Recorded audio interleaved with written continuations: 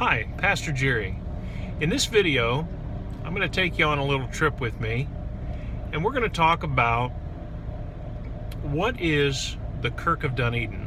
What kind of church is it? Some people call it Kirk Church, some people call it the Kirk. I don't know, give it a couple more years, it keeps getting shorter and shorter. Maybe it'll end up being K Church or KC or something like that. Well, anyway, the Kirk is the Scottish word for church. When the church started in 1967, they had a vote, and there wasn't too many people around at that time. There were only 20 people in the church they started with, and they started it in the clubhouse of one of the area golf courses. There were people from different backgrounds, and they wanted to start a new work in Christ that was non-denominational. So people from any background would feel comfortable coming in and fellowshipping and worshiping.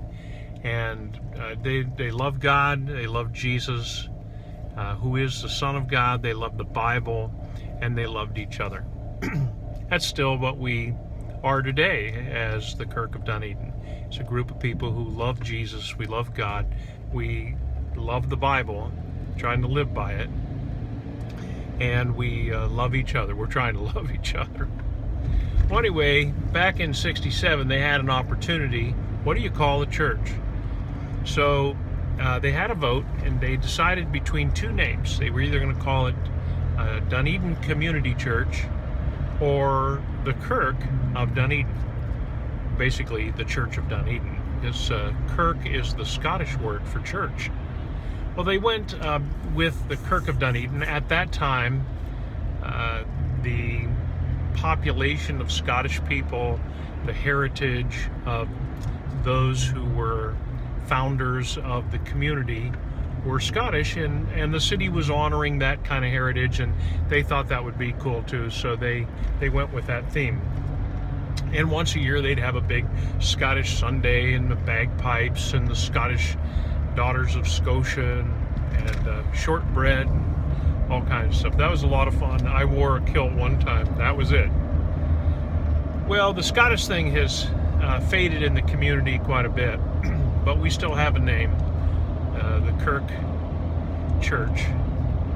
And that church that started in 1967, for the first 2 weeks it had a leader. His name, I believe his name was Sam Robinson, and he was a retired pastor. And on the third Sunday, the bulletin reports a new name of a pastor, Dr. David Bronstein.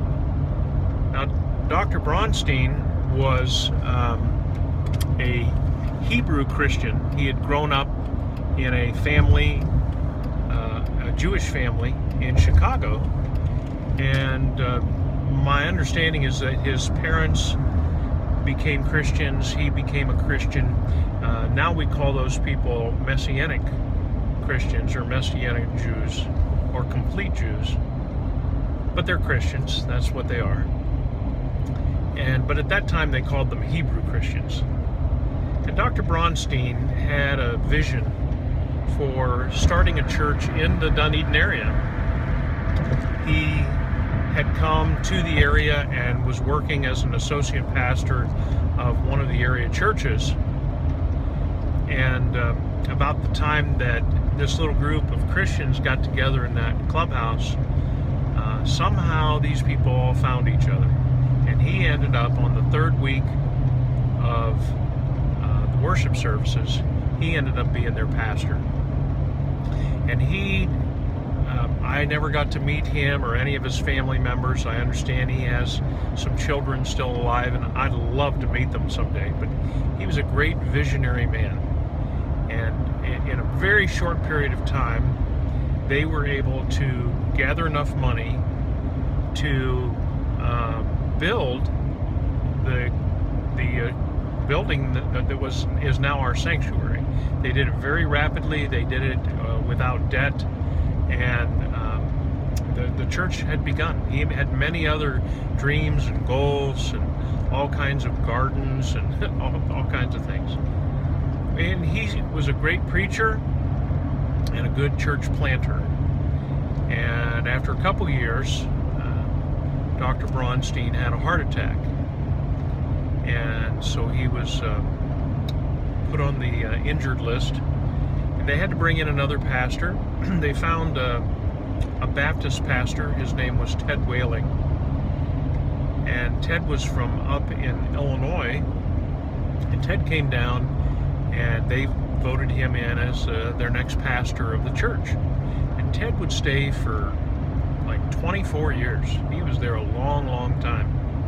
And for a while, Dr. Braunstein would come back and serve as minister at large, do weddings and funerals and things like that. And but as time went on, of course, it would be Ted Whaling who would carry the work of Christ at the church. And the church would grow. They had a great music program. They had monthly concerts that people were coming to, and those people would get in the building, and then they'd say, hey, I might as well come back here to church. And so the church really grew up into a good, healthy size. And after 24 years, then Pastor Ted retired or resigned, and his associate pastor, Wayne Rauscher, became the senior pastor, and he did that for a little while. And then I got to come. I came to the Kirk in 2003, February 1st, 2003, and have been at the church since. And what I have found is that I am standing on the shoulders of these great pastors and inheriting a work of the gospel that is beautiful works. The people who built the church from the beginning, there are very few of the charter members anywhere now, but those people, I respect them deeply. And the Lord has added to our number regularly those who have been saved and those who are coming back into a relationship with God and coming to a relationship with His church.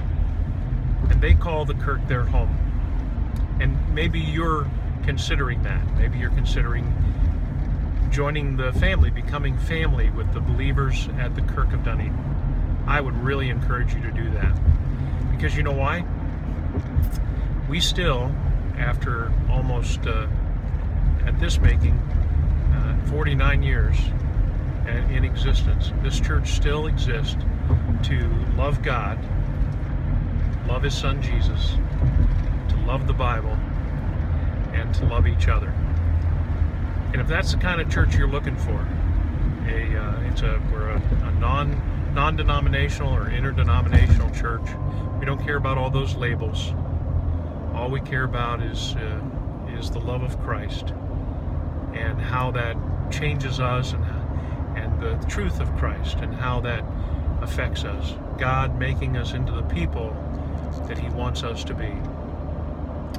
So, if you are looking for a good church home, I invite you to give us serious consideration and prayer that perhaps we could be a part of your faith journey for the next season of your life. God bless you today. Thank you for taking time with me, and I'm excited about the past of the Kirk, but I'm even more excited about the future. The best days of this church are ahead, and what a great congregation God has put together in that place. What a great work bringing glory to His name. God bless you. God's peace.